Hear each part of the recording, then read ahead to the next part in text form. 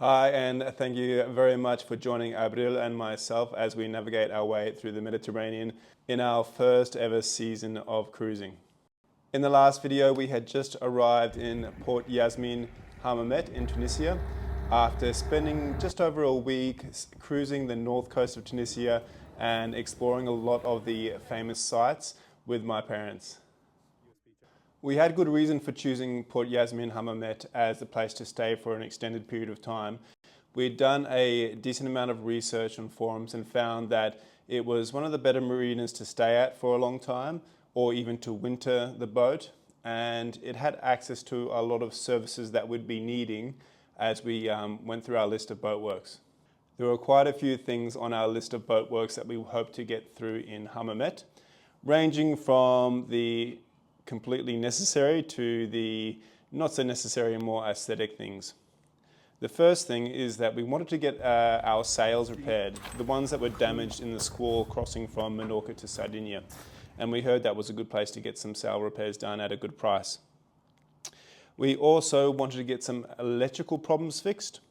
We were having some problems with our masthead lights not functioning, and in fact we had to keep raising a temporary anchor light when we were at anchor. Not only that, in the last crossing from Cagliari to Bizerte, we actually lost our navigation lights and had to quickly put on some emergency lights. Other than that, there were some more aesthetic things, such as restoring the Teak and some other things that weren't completely necessary, but we wanted to get done. Not only that, we still had not yet had enough time to go through the entire boat and sort through the items that were left by the previous owner and organize things for ourselves. We were still very much in a state of not knowing where everything was and not having enough room for a lot of things. So we really wanted to completely overhaul and get through as much as possible. We were really happy to learn that a lot of the services we could get organized through one particular gentleman who also maintained a bit of an expat community around Port Yasmine Hammamet, and that gentleman is Mike Turner. He is a bit of a name around Port Yasmine, especially amongst the expat cruisers, and whatever he can't take care of, he will find someone who can. I'd actually come across his name before we arrived in Hammamet on a forum, and before I even had the opportunity to call him, our first morning in Hammamet, I heard a call from the dock of someone shouting out a good morning, and it turned out to be him. He actually comes around and greets all the cruisers, offering them local advice, his services, and even a map of the surrounding area. We quickly became good mates, and he did help us out a lot on some of our mechanical and electrical problems. The first problem that we tackled was the electrical or lighting issues. We thought this would be relatively straightforward, but that never seems to be the case. When we first started having the problems several weeks before that, I called up the previous owner who indicated that there were no fuses in the helm station, which I thought was a bit hard to believe, so I didn't even bother to open it up. With Mike, we went through and found that there were in fact several fuses in the helm station, but after replacing a couple and cleaning up some of the wiring that was in there, we were still having issues. We kind of decided to divide and conquer, with Mike looking into some of the more technical wiring, especially the wiring that was going to the stern light, and I went about changing the wiring bus that went up the mast to the lights at the top. It's always in the most difficult to reach place. Eventually we got it all sorted out, and we were very happy to finally have some reliable lighting without having to raise up a temporary light anytime we wanted to anchor. In the beginning we tended to divide up our day, with the mornings spent doing some more technical or more physically demanding work, because at this point it was still very hot in Tunisia. It must be about 40 degrees here in Tunisia, and I just managed to finish marking out all the anchor chain in something that makes more sense to me, because the previous owner was American Chilean and I think had marked it out in feet. So So we always struggled to make sense of how much chain we had out. But now I think it makes a bit more sense. We have one stripe for every 10 meters out, and then a new stripe for an additional 10. So one blue stripe, 10 meters. Blue and red, 2 stripes, 20 meters. Blue, red, yellow, 3 stripes, 30 meters. Down the other end, blue, red, yellow, white, 4 stripes, 40 meters. And 5 stripes, blue, red, yellow, white, blue, 50 meters. And we only have about 60 something meters of chain, so which actually is not as much as I'd like to have, but another upgrade for the future. And also we have 5 meter markers, those white, blue, white ones for the 5 meters in between the 10s. I think that should make sense. In the afternoons, we quite often spent that time on board because we are lucky enough to have some air conditioning, and being in a marina, we were taking full advantage of the shore power. While down below in the comfort of the air conditioning, we started going through every single stowage compartment and throwing out a lot of things, organising everything that we wanted to keep in a system that better suited us, and making the best use of the space. The job that would come to dominate our time in Port Yasmine Hammamet was definitely restoring the teak that we had around the boat. Now, I think a lot of experienced sailors will tell you that teak work is a labour of love because it's very rewarding, but it is so much work. We didn't quite realise how much work it would be. And so throughout the nearly 4 weeks we were in Hammamet, we were kind of working on restoring the teak most of the time. And this is despite the fact that much of the hard work had already been completed by my dad, who took care of all the scraping off of all the dead wood and old varnish or oil, which was a massive job. And he was at it pretty much every day that we were cruising on board. So thank you, Dad, for shortening taking out all the hard work out of that, but it still took us a long time to get through that teak restoration. Couples that restore teak together stay together.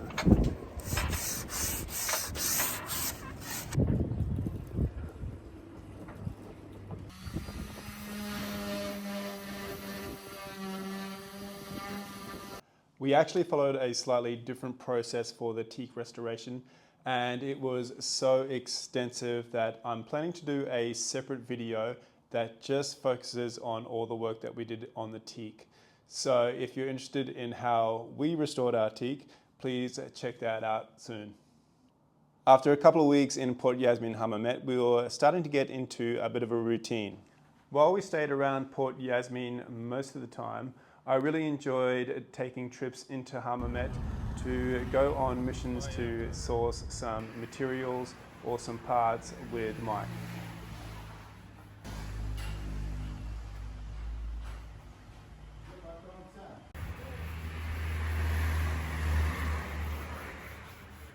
There was one supermarket and several smaller markets around Port Yasmine Hammamet, but I much more enjoyed going into Hammamet to get access to not only the biggest supermarkets, but the bakeries, the fresh fruit and vegetable grocers, and the butchers.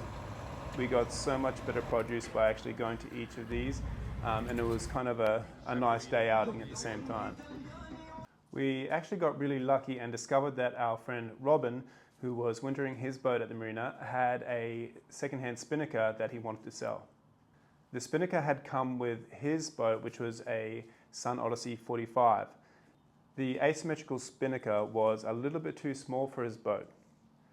While it's roughly the same size as Argo, the Sun Odyssey, of course, is a sloop, which means that its main mast is quite a lot higher than Argo's, and therefore we thought that the asymmetrical Spinnaker might be a good size. We tried it out in the marina at the dock, and it looked like it was going to work quite well, and we'll just have to wait for a decent day where we'd go out and do a sea trial with it. We were also put in contact with a local diver who we employed at quite a reasonable rate to dive on our hull and scrape and clean everything off and replace the zincs.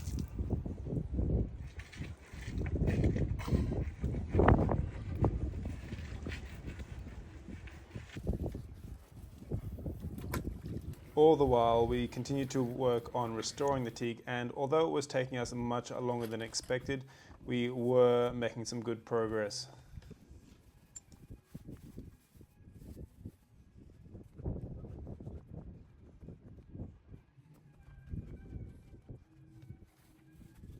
Also, our damaged sails had been repaired and delivered back to the boat. Unfortunately, the Genoa did not make it, but the sailmaker did return it to us, indicating that maybe a bigger sail factory might be able to do something with it.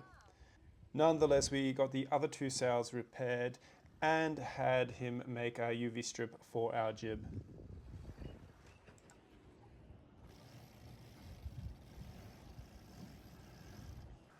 I can't speak highly enough of Mike Turner, who helped us out pretty much on everything that I couldn't handle myself. And when it came time to do the servicing of the generator, he sat down and walked me through it step by step, so that once again, like the main engine, I'm quite confident that I'll be able to do it myself next time.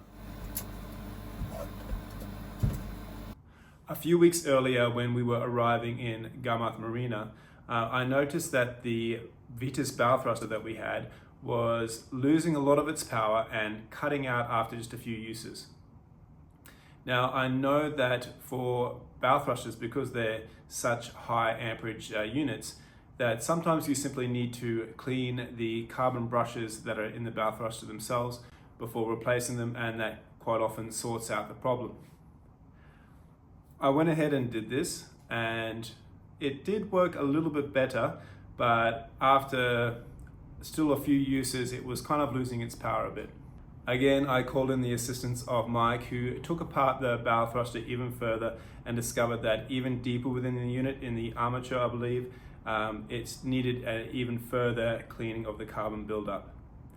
Once this was done and it was put back together, it was a lot better, and it didn't cut out after a few uses, although I have noticed it's not quite as strong as it used to be, and I think this is down to the battery itself that is being used for the bow thruster and the windlass. I think within the next year or so I might need a new one. Port Yasmine Hammamet itself is actually a very interesting area. Port Yasmine lies around 15 or 20 minutes away from downtown Hammamet, and in an area that is dominated by the beach resorts and the area surrounding the marina itself. Now, the area surrounding the marina is very interesting. It has so much infrastructure for restaurants, retail spaces, cafes, bars, parkland area, gardens, but I'd say about 90% of it is empty or slowly degrading away. I eventually learned that much of this was because of the way that they started to approach tourism in that part of Tunisia. I think prior to 10 or 15 years ago, the hotels and the beach areas would bring in so much business, which would be shared around the entire community. In more recent years, however, the hotels have started offering all-inclusive packages to tourists, which means that much of the tourists just stay within the walls of their hotel or go down to the beach, and they don't go exploring around the marina area so much, eating at the restaurants or cafes and bars, and spending time outside of their hotels.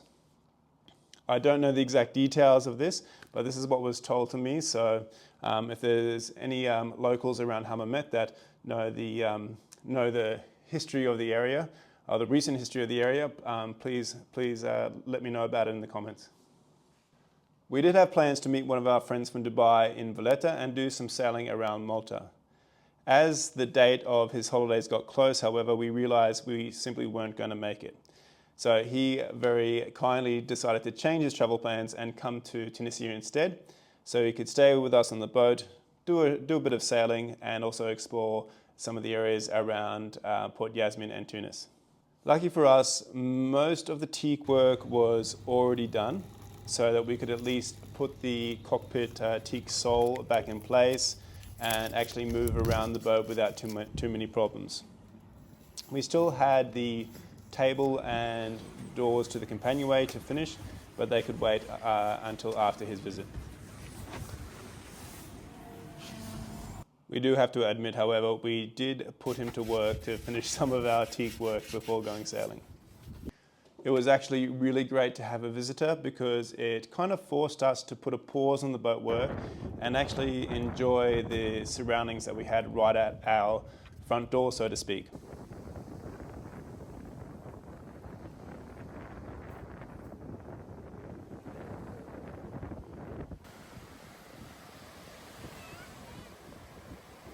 We spent some time on the beach, eating some really nice meals around Port Yasmine Hammamet, and even organised to go out on a day of sailing.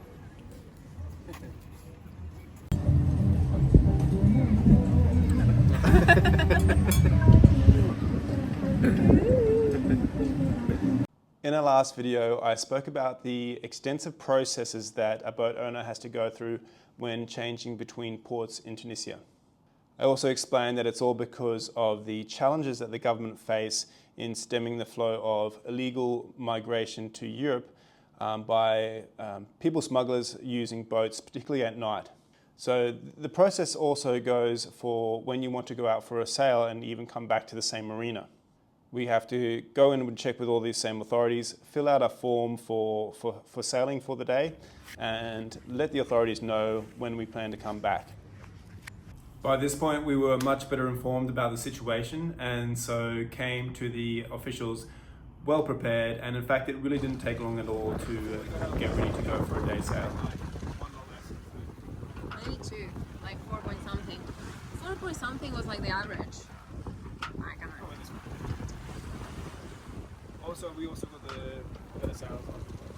I can't explain to you how liberating it felt to finally go for a sail after being stuck in the marina doing boat work for about 3 weeks.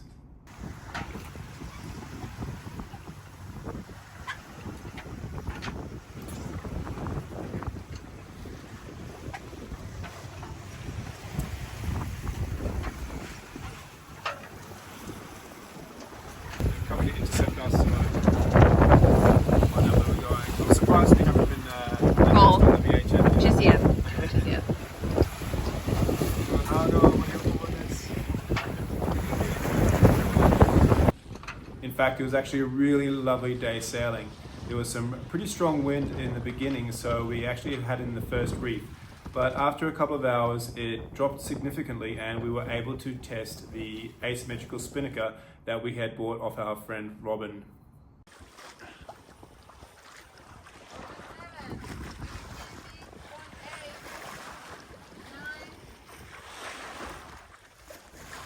It was so nice to finally have quite an effective light wind sail, and we were doing boat speeds of around 5 knots in as little as 6 knots of wind.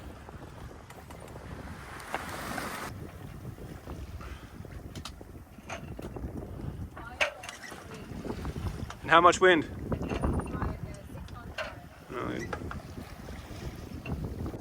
After a few hours of Spinnaker sailing towards the town of Nabeul, we needed to turn back and did some upwind sailing into the sunset to get back to Hammamet. It made for a really lovely day sailing, and I was so glad that we went out.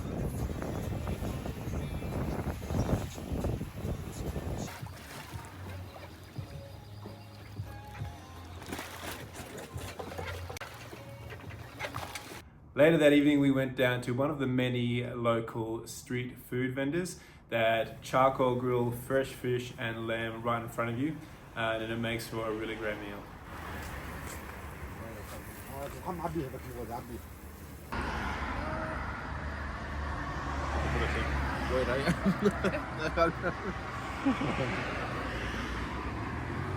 With our friend Luciano coming all the way to Dubai to Tunisia, we had to go check out some of the more common sites in Tunis with him. We went back to some of the ancient ruins of Carthage, but this time checking out a couple of sites that we didn't go explore when we went with my parents. The first one being Burr Hill, which also has an old Catholic church adjacent. And then of course we checked out the Baths of Antonin just because they were kind of the most amazing ones.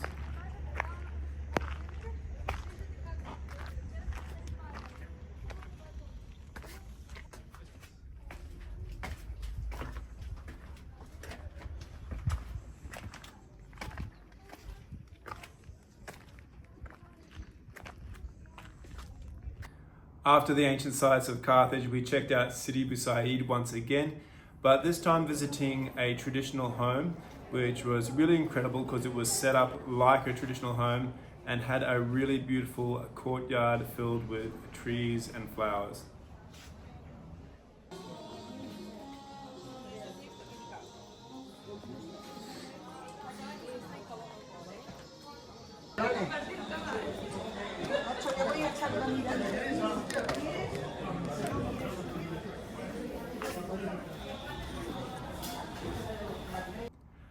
Abril and I finally got in some carpet shopping near Bab al Bar and came back with a couple of really pretty Tunisian carpets that we would eventually put in Argo.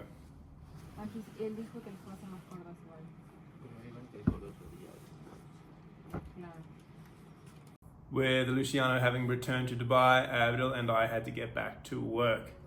The first things we did was finish the Teak restoration of the cockpit table and doors to the companionway.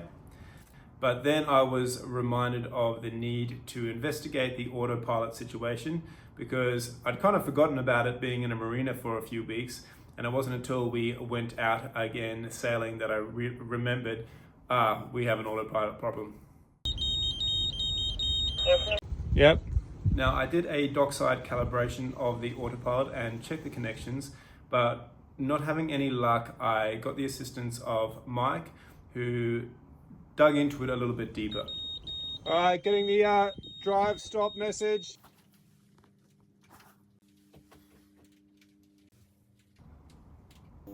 Eventually we found that the hydraulic pump was actually rated as 24 volts when, as far as I know, the DC system on Argo has always been 12 volts.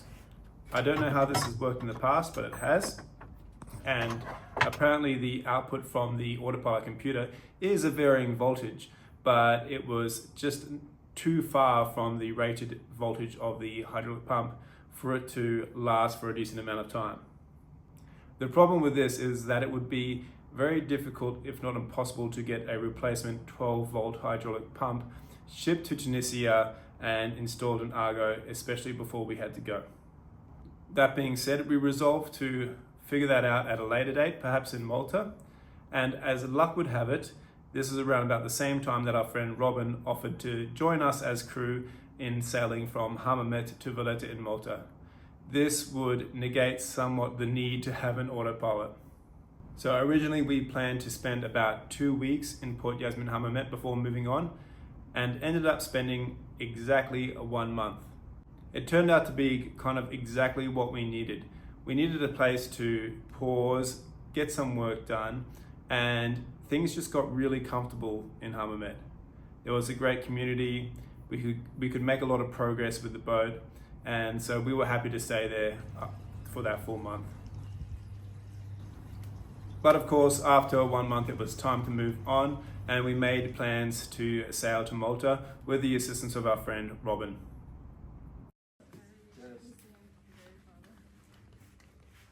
We checked out with all the local authorities for the last time, filled up Argo's tanks with diesel, and were soon leaving Port Yasmine Hammamet, heading east for Malta.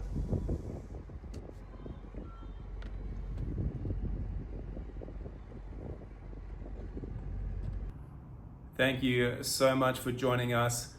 I really love putting these videos together. It gives me a chance to reflect and relive these amazing journeys that we have. If you'd like to support us, please like and subscribe so you can follow along and join us next time when we make a crossing from Hammamet in Tunisia to Valletta in Malta and onwards. Thanks, bye.